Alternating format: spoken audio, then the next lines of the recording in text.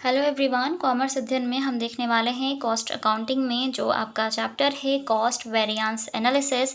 अगर हम बात करें कॉस्ट वेरिएंसेस की तो ये दो टाइप के होते हैं। एक होता है आपका मटेरियल कॉस्ट वेरिएंस, दूसरा आपका लेबर कॉस्ट वेरिएंस बच्चे। ठीक है, मटेरियल कॉस्ट वेरिएंस से रिलेटेड मैंने वीडियोस बनाए हुए हैं। ठीक है, कितने टाइप से हम मटेरियल कॉस्ट वेरिएंस को फाइंड करते हैं, साथ ही साथ उसके जो थ्योरी पोर्शन है उसको भी कवर किया हुआ है। तो आप एक बार कॉस्ट अकाउंटिंग की प्लेलिस्ट ज़रूर देख लीजिएगा। सारे इंपॉर्टेंट चैप्टर्स आपको देखने को मिल जाएंगे। मैंने उनकी थ्योरी साथ ही साथ इंपॉर्टेंट प्रैक्टिकल क्वेश्चंस को डिस्कस किया हुआ है, तो ज़रूर देखिएगा, आपको वहाँ से हेल्प हो जाएगी। इस वीडियो में हम डिस्कस करेंगे लेबर कॉस्ट वेरिएंस। और अगर ये वीडियो आपको अच्छा लगता है तो प्लीज़ वीडियो को लाइक ज़रूर कीजिएगा। साथ ही साथ आप अपने फ्रेंड्स को शेयर कर सकते हैं ताकि उनकी भी हेल्प हो सके। Sharing is the best part of your friendship, तो बहुत अच्छी चीज़ है, तो आप ज़रूर कीजिएगा। और अगर आप हमारे चैनल पर नए विजिटर हैं तो चैनल को आप सब्सक्राइब कर सकते हैं ऐसी एजुकेशनल वीडियोस के लिए। साथ ही साथ बेल आइकन को प्रेस कर लें ताकि आने वाली वीडियोस की नोटिफिकेशंस आपको बिल्कुल टाइम पर मिलती रहे। अभी हम देखते हैं लेबर कॉस्ट वेरिएंस, तो इसको थोड़ा सा समझ लेते हैं। देखिए बच्चे, आप कोई भी प्रोडक्ट जब बनाते हैं तो हमें पता है दो चीज़ों की रिक्वायरमेंट होती है मिनिमम, है ना। उसके बगैर आपका जो भी प्रोडक्शन का काम है वो हो ही नहीं सकता। पहला है, जिस भी प्रोडक्ट को बनाना है उस प्रोडक्ट से रिलेटेड आपको मटेरियल चाहिए, तो आप उसको उस मटेरियल पर पैसे खर्च करने पड़ते हैं, है ना। तो वो होता है मटेरियल कॉस्ट। ओके, अब मटेरियल कॉस्ट जब आप फाइंड करते थे उसमें भी दो चीज़ें डिसाइडेड होती थी, स्टैंडर्ड कॉस्ट और एक्चुअल कॉस्ट, है ना। दैट मीन्स कि जो स्टैंडर्ड कॉस्ट डिसाइड की गई है उस प्रोडक्ट को बनाने के लिए कि हाँ इतना हमने स्टैंडर्ड, मतलब जैसे आपने डिसाइड कर लिया ना कि स्टैंडर्ड कॉस्ट आपने डिसाइड कर ली कि 10,000 आएगी, लेकिन जब आपने प्रोडक्ट को रेडी किया तो प्रोडक्ट को जब आप तैयार करते हैं तो एक्चुअल में जो उस पर कॉस्ट आती है पता चलता है कि वो तो कॉस्ट 8,000 की आ रही है ना, एक्चुअल कॉस्ट। तो अब इन दोनों में देख रहे हैं ना वेरिएशन हो रहा है, वेरिएशन में इसकी चेंजेस हो रहे हैं, इसको बोलते हैं मटेरियल कॉस्ट वेरिएंस। तो कितने का चेंजेस हो रहा है बच्चा, standard cost minus actual cost जब आप करते हैं तो 2,000 का यहाँ पे क्या हो रहा है, वेरिएंस हो रहा है, विचलन हो रहा है, डिफरेंसेस देखने को मिल रहे हैं, है ना, मिल रहा है ना आपको। तो इसको आप बोलते थे material cost variance. Material cost variance में कई टाइप्स के वेरिएंसेस को हम फाइंड करते थे, जैसे MCV, MPV, MUV, MYV, है ना, बहुत और भी हैं एक दो, उनको भी हम यहाँ पे फाइंड करते थे। मेन जो इंपॉर्टेंट होते हैं ये चार होते हैं आपके, MCV, MPV, MUV, MYV, है ना, ये इंपॉर्टेंट है तो इनको याद रखिएगा। मैंने इनको डिस्कस किया हो तो ज़रूर देख लीजिएगा उन वीडियोज़ को, सेम एज इट इज़। अब बात करते हैं लेबर कॉस्ट की। तो अब उस प्रोडक्ट को बनाने के लिए बच्चे आपने मटेरियल यूज़ किया, तो मटेरियल के लिए जो कॉस्ट आपने डिसाइड किए थे स्टैंडर्ड कॉस्ट और एक्चुअल कॉस्ट, उसमें डिफरेंसेस को फाइंड करते हैं। ओके, लेकिन अब मटेरियल तो आप ले आए हैं प्रोडक्ट बनाने के लिए, मटेरियल आ जाने से तो प्रोडक्ट नहीं रेडी हो जाएगा ना, उसके लिए आपको वर्कर्स चाहिए, लेबर्स चाहिए जो उस मटेरियल को यूज़ करके उस प्रोडक्ट को बनाने का काम करें। तो अब उसके लिए भी आप पैसे खर्च करते हैं, तो आप उसे कहते हैं labour cost.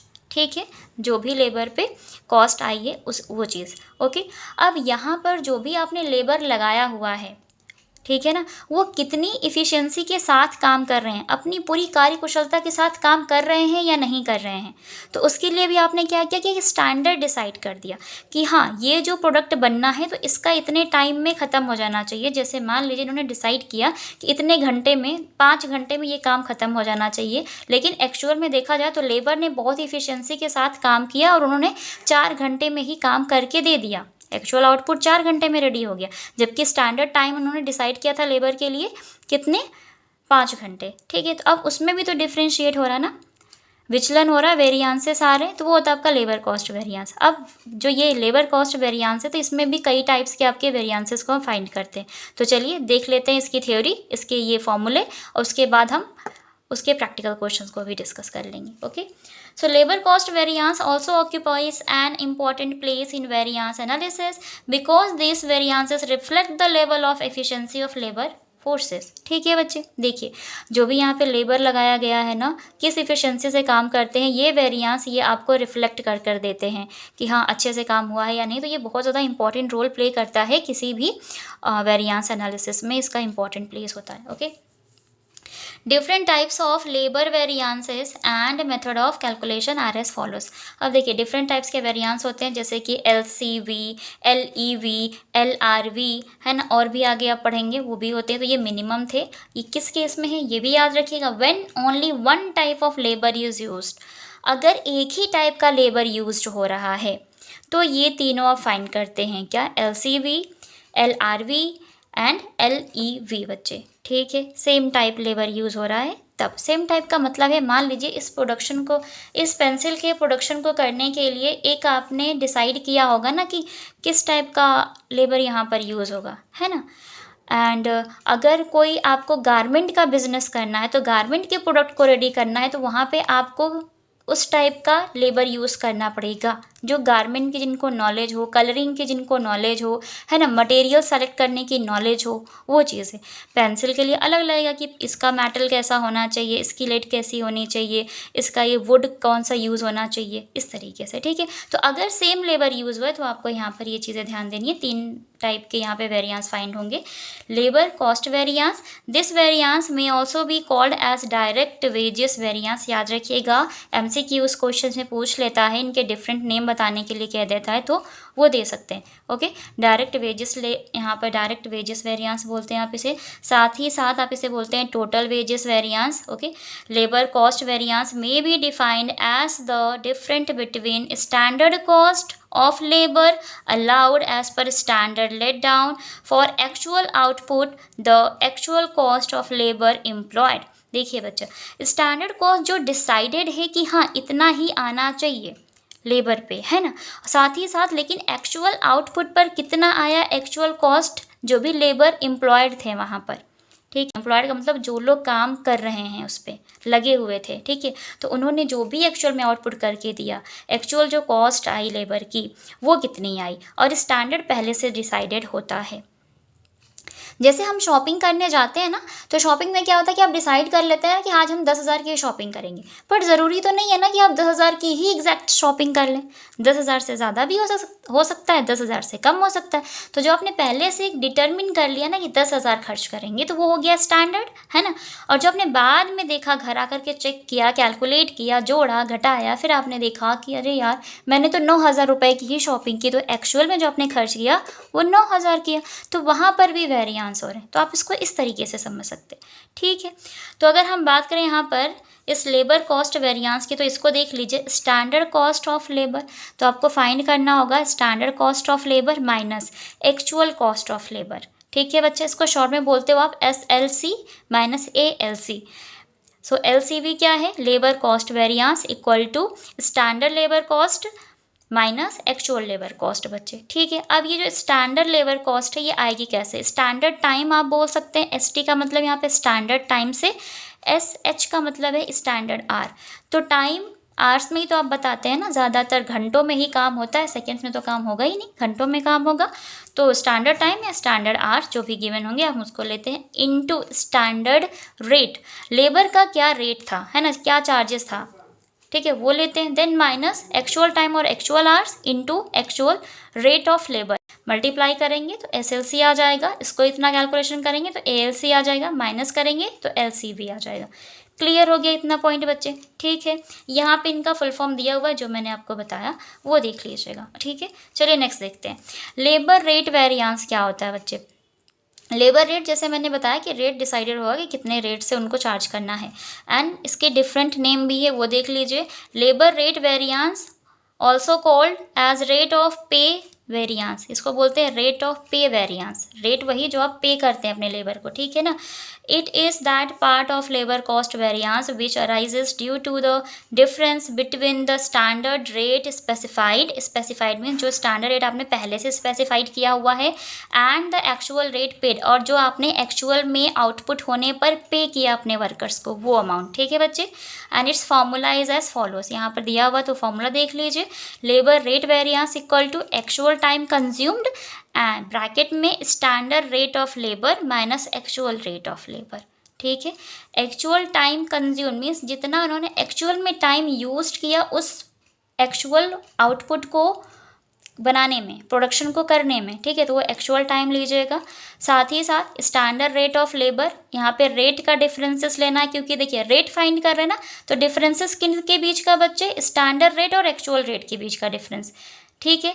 Labour rate variance, तो रेट को ध्यान देना है, रेट है तो रेट के बीच का डिफरेंसेस लेंगे, देन एक्चुअल टाइम से मल्टीप्लाई कर देना है, आ जाएगा इजीली, ठीक है। So LRV equal to actual time और actual hour multiply by differences in standard rate minus actual rate. ठीक है, ये कर देना आपको। ओके, नेक्स्ट इसका देखिएगा आगे आपका लेबर इफिशिएंसी वेरिएंस। अब लेबर इफिशिएंसी वेरिएंस में देखिए, it is also known as labour time variance. देखिए बच्चा, इफिशिएंसी और टाइम मैटर करता है ना एक दूसरे के साथ। इफिशिएंसी का मतलब ये कार्य कुशलता, तो कितने टाइम में कितनी कार्य कुशलता के साथ। ठीक है, अब मैं ये वीडियो कितने मिनट में कितनी जल्दी आपको समझा पाऊँ, मैटर करता है ना टाइम।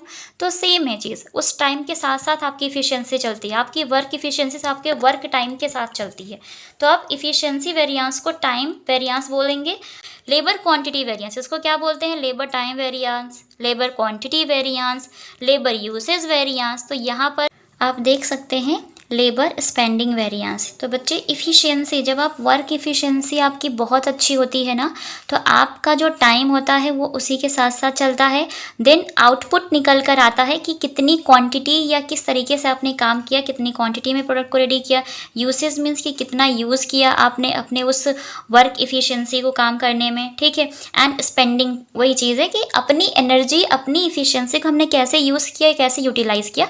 तो ये इसको क्या क्या बोल सकते हैं, लेबर इफिशिएंसी वेरिएंस को आप बोलते हैं टाइम वेरिएंस। ठीक है, quantity variance, labour usage variance and labour spending variance. ठीक है बच्चे, it is that part of labour cost variance which arises due to the difference between the standard labour hours specified for the output achieved and the actual labour hours spend.